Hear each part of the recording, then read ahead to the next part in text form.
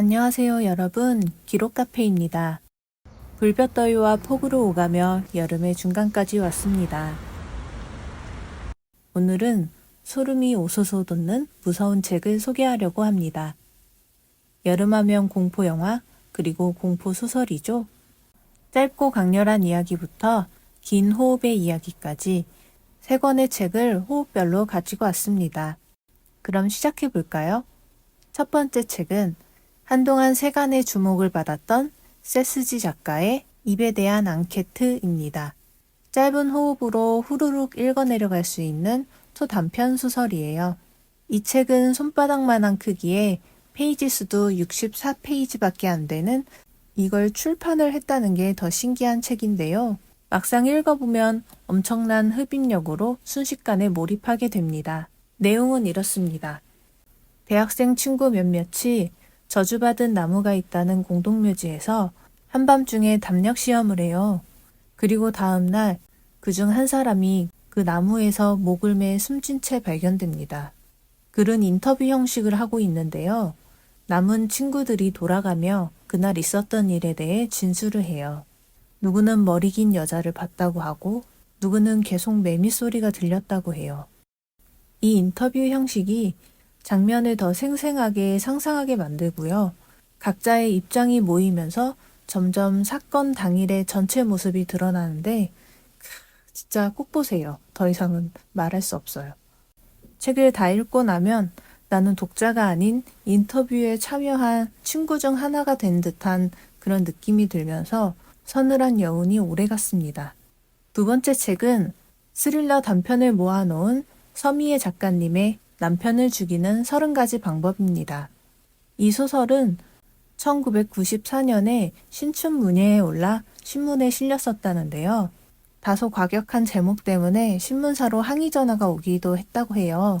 줄거리를 짧게 얘기하자면 주인공인 미연은 평범한 주부 같지만 사실은 광적으로 자신을 통제하는 남편으로 인해 우울한 결혼 생활을 이어가고 있습니다. 그녀는 가계부에 남편을 죽이는 방법을 적으면서 매일매일 머릿속으로 남편을 죽여왔는데요.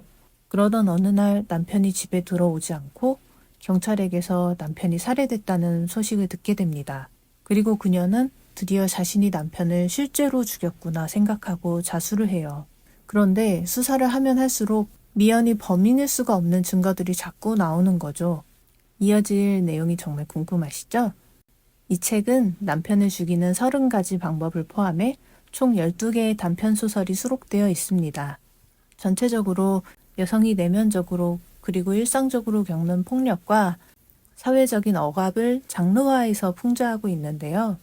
예상치 못한 반전과 밀도 있는 문장력도 이 스릴러의 매력이지만 정말 무서운 점은 내 주변 어딘가에서 일어났다고 해도 어색하지 않을 정도로 작품의 배경이 정말 현실적이에요. 그런 자각이 들 때마다 이 소설은 어쩐지 소설 같지 않고 왠지 그것이 알고 싶다를 보는 것 같은 그런 느낌이 든달까요?